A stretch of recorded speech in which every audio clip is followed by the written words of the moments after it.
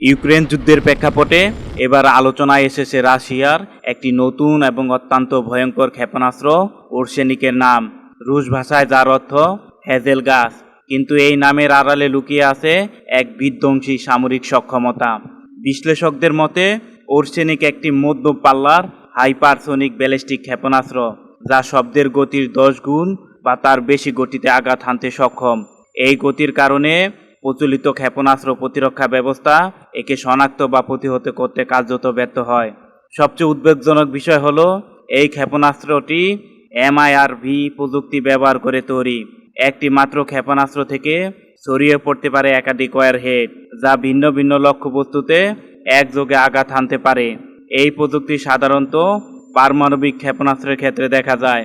রুশ সামরিক সূত্রের দাবি, এটি আগের RS-26 রোবেস ক্ষেপণাস্ত্রের উন্নত সংস্করণ।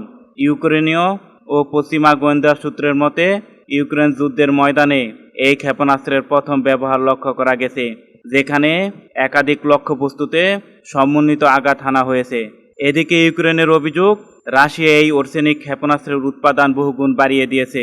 এমনকি কাজাকিস্তান সীমান্তের কাছে গোপন কারখানায় এর ব্যাপক উৎপাদন চলছে বলে দাবি করা হয়।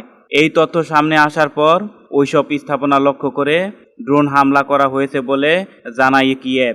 আরও ভয়াবহ অভিযোগ হলো, এই ক্ষেপণাস্ত্র ব্যবহার করে ইউক্রেনের পারমাণবিক বিদ্যুৎ কেন্দ্রে লক্ষ্য করার পরিকল্পনা করেছে রাশিয়া, যা হলে তা কেবল ইউক্রেন নয়, পুরো ইউরোপের জন্য মারাত্মক বিপর্যয় ডেকে আনতে পারে।